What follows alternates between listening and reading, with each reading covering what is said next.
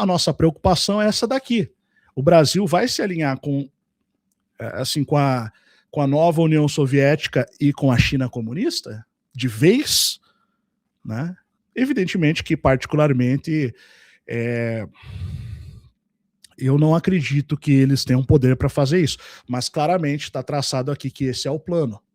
Lembrando que a gente tem aqui uma espada, de cada lado a gente vai ter uma espada, né? São dois lados disputando.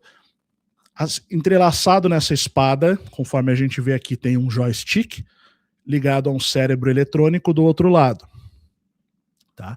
O joystick é azul, com botões de direcional vermelho, cabo vermelho ligado ao cérebro. Ambos estão um de cada lado e fazem parte do mesmo sistema.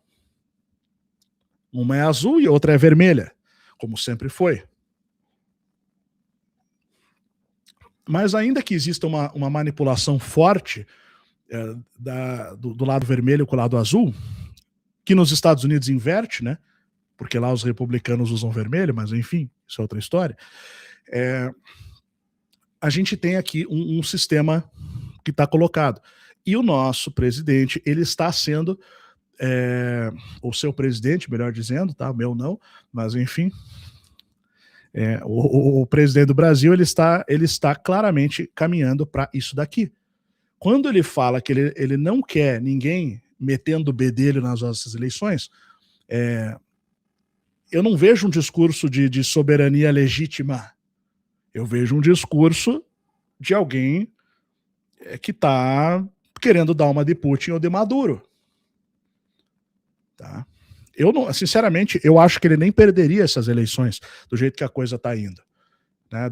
Por terem colocado o Flávio Bolsonaro na direita para disputar, que para mim foi um erro isso daí, né? Mas enfim, aí é outra história. Mas de qualquer maneira, existe um processo.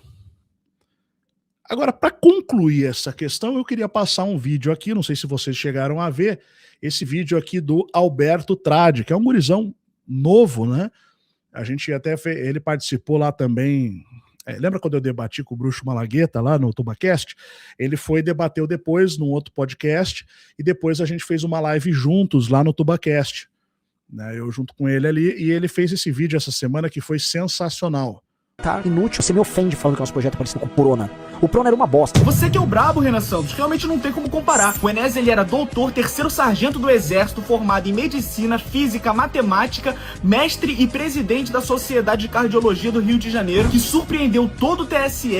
Pessoal, tem uma música no fundo, eu não sei se tiver algum problema, eu vou ter que cortar essa parte, só pra avisar, tá?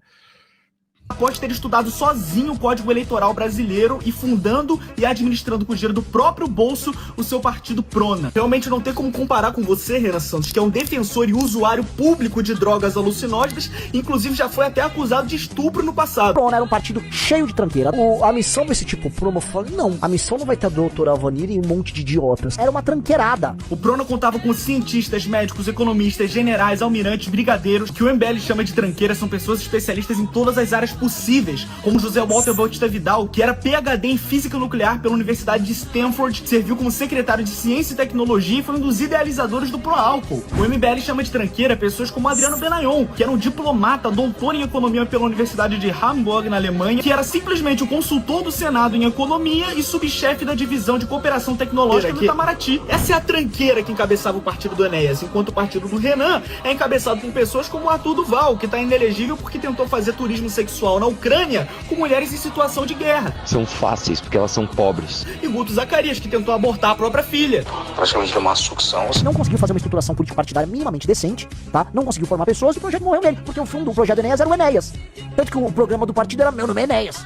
É impressionante como o Renan não tem nem vergonha de mentir. O Dr. Enéas publicou 2 edições de seu projeto de governo, um grande projeto nacional que fala sobre desenvolvimento do país, tratando de assuntos que só estão passando a ser debatidos nos dias de hoje. Foi o Enéas o primeiro a denunciar a participação de George Soros na política nacional. Professor George Soros! mega especulador mundial, da compra de estatais por grupos de narcotraficantes, da auditoria da dívida pública, da importância do nióbio, dos aquíferos, das energias renováveis. Isso aqui não consegue ser nem um terço da bibliografia que foi escrita de projeto de governo e desenvolvimento de propostas do Prona. Tem José Walter Bautista Vidal, você tem Marcos Coimbra, Almirante Gama e Silva. São inúmeros livros pra vir o Renan Santos falar que não, o projeto do Enéas era Meu Nome é Enéas. Mas você tá certo, Renan Santos, isso aqui não é projeto de verdade não. Política de verdade é propor Ozempic no SUS, isso sim. Colocar Ozempic no SUS. Vamos falar real, não comparem um negócio que é múltiplo como o nosso, que se espalha em território nacional, que tem um caráter formativo, com um troço como o Prona. Verdade, não se compara o Prona com o MBL. O MBL é um movimento que, tendo tudo na mão, as redes sociais à sua disposição, ele faz propaganda com gótica, furry e dancinha de Farma Aura. Mesmo assim, o MBL é considerado uma piada, enquanto o Enéas, sem ter nem 15 segundos de direito pra aparecer, é considerado hoje em dia um herói, porque ele deixou um legado. O legado que o nosso país pode realmente acordar com um nacionalismo genuíno e verdadeiro. Legado que o MBL chama. Vejo que o Renan Santos... Bom, é isso aí, tá? Então, parabéns aí ao Alberto pelo vídeo, sensacional. Nossa, foi muito...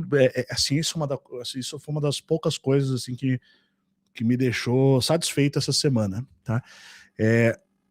1,8 milhões de visualizações, perdão.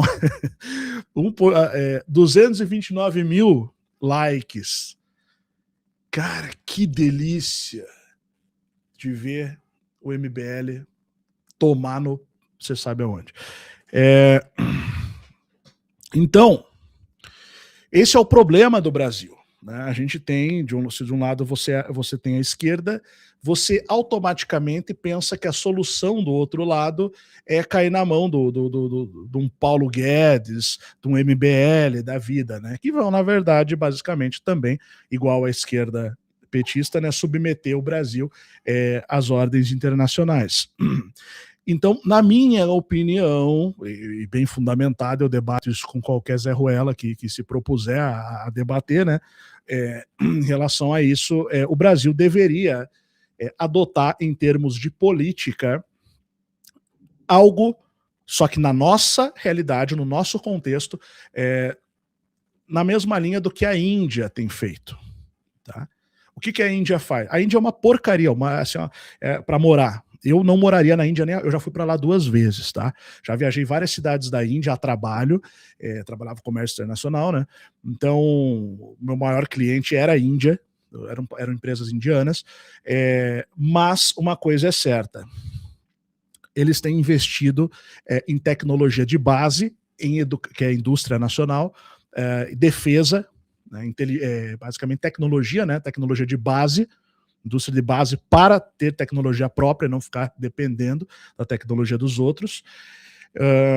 Já que o Brasil já é um grande produtor de matéria-prima, o nosso próximo passo natural seria esse. Mas aí eles criaram a questão do crédito de carbono, da poluição, do efeito estufa e uma série de baboseira para dizer que a gente não pode fazer nada. E os países que já poluíram e destruíram tudo que tem vão nos dar dinheiro para a gente continuar pobre, basicamente. Eles vão dar o que é essa questão toda hoje, né?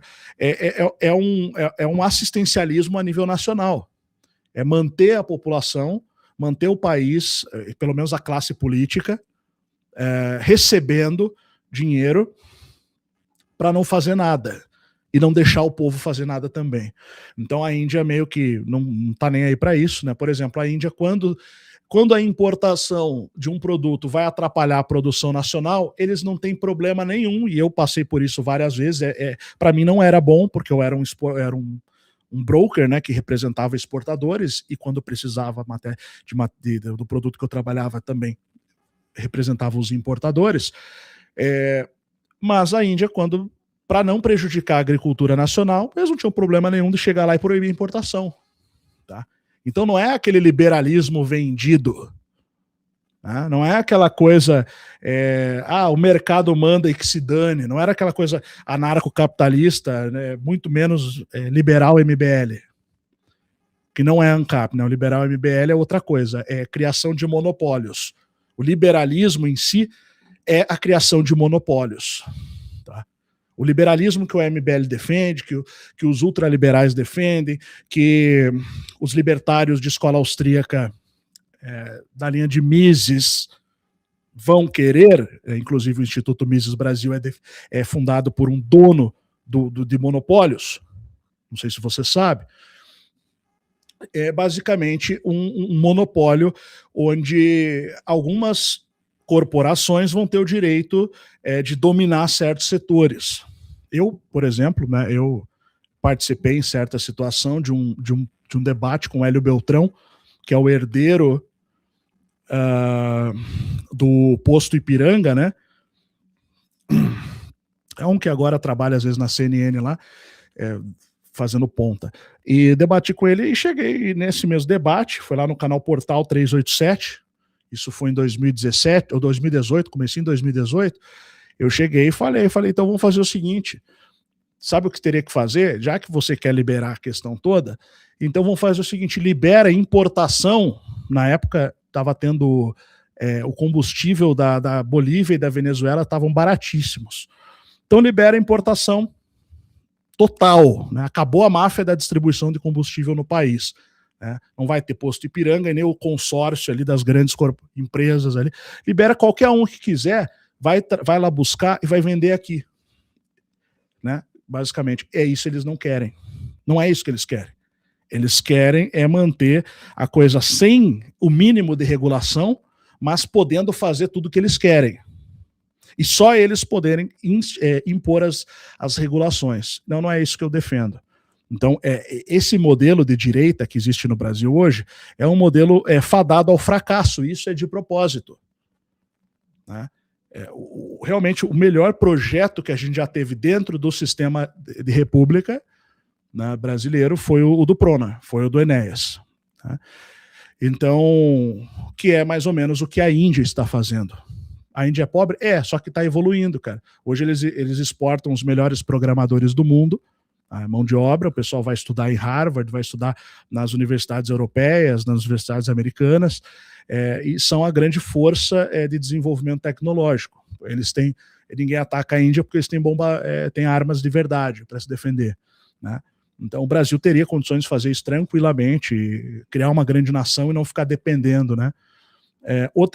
Existe uma série de erros, né, que a gente tem hoje nas alas ideológicas. Então, que eu não quero também me ater completamente nisso, porque isso daria muito pano para manga e tem muita coisa para ser falada sobre isso. Enfim, mas o ponto a coisa começa a se formar. E o que me preocupa, na verdade, dessa capa da The Economist é esse sujeitinho aqui desse lado da roda. Mas, infelizmente, The Economist não foi claro o suficiente e não botou um chapéuzinho, né, de bar em cima desse cara aqui para a gente ter certeza que se trata do presidente da República. Tá? Então, mas enfim.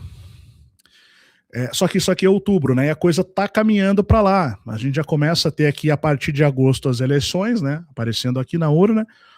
Eu acredito que aqui vai se referir às eleições de midterm nos Estados Unidos.